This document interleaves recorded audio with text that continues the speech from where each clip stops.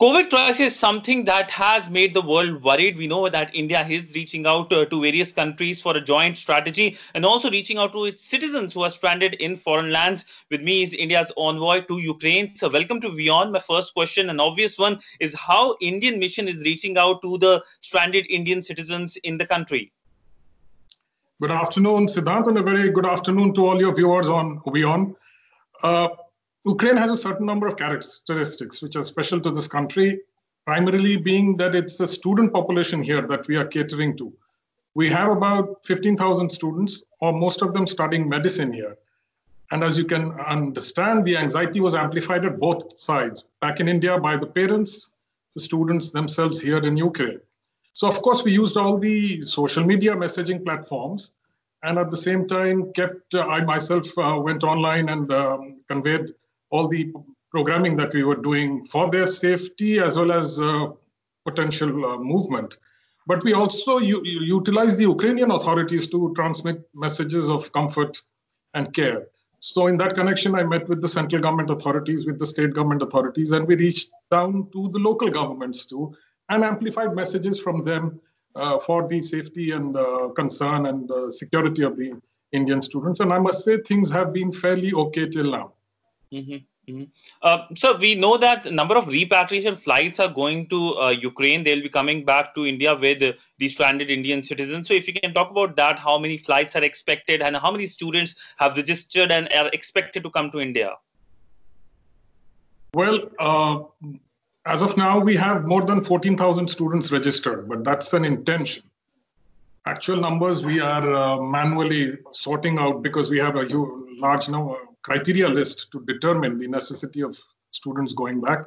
And of course, the other limitation is the number of flights.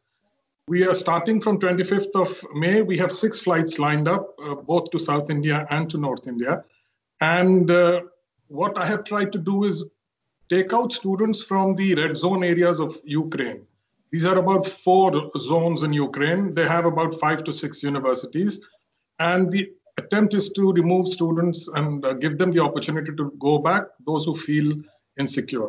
Of course, the stranded passengers in Ukraine and the emergency categories health, both at home or with themselves, they will also get priority. But this is how we are pacing it. I think we will need a large number of flights given the number of students concerned here. So this will be an ongoing operation for quite some time. Ongoing operation. So how are both countries collaborating, perhaps talking to each other over this crisis? Because we know India has been reaching out to countries at multilateral forums, whether it is SAARC, whether it's G20. So any special plans between New Delhi and Ukraine? Well, of course, both governments have been in touch regarding the COVID and as well as its response. Just like in India, we've followed a very regimented lockdown measures. In Ukraine, too, it was very strict. The lockdown was strictly enforced. It was also strictly complied by the people of Ukraine. And we have exchanged experiences. But a critical part of this collaboration was in the pharmaceutical sector. As you know, India is one of the largest pharmaceutical suppliers to Ukraine. We play a big and important role in their access and accessibility program and of medicines in Ukraine. And so I got a request from the Foreign Minister Kuleba himself, requesting for HCQ, hydrochloroquine tablets, and other such antiviral medicines, which the government of India was very gracious in not only gifting it free on humanitarian grounds, but also allowing the companies of Ukraine to import it. This was very well appreciated, and also it sent a message to all the Indian citizens here that, well, we are helping Ukraine to stock up in terms of prophylactic and medicinal requirements, and helped in allaying a lot of concerns. So yes, this collaboration has been going on at various levels. And so my final question to you is, how has been the ground situation in the country? How are the Indian diplomats faring? I mean, is it creating a problem when it comes to doing or reaching out to the Indian citizens, or the government is making sure that there are exceptions so that you can do your daily jobs? I must thank the Ukrainian authorities. They have been extraordinarily cooperative in every request that we have made. They are aware that the Indian community here is not only a strong community, but a very value-driven community.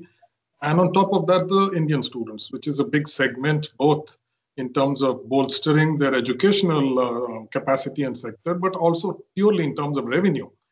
So therefore, the Ukrainian authorities were allotted to all these characteristics, and their reaction and facilitation and cooperation has been very, very good.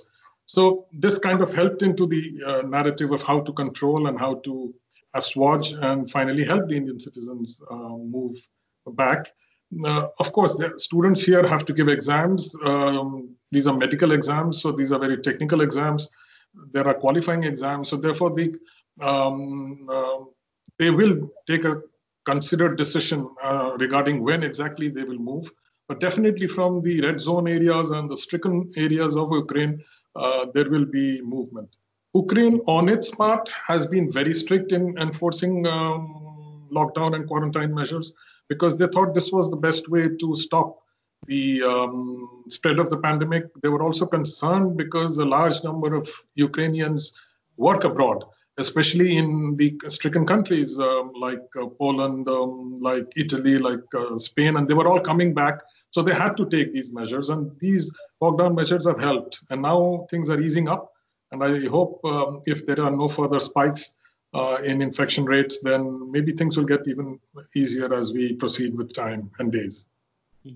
Well, thank you so much, sir, for speaking to WION on what the mission is doing, how many Indians are expected to come back, and also on the repatriation measures in which Ukraine is in the second list.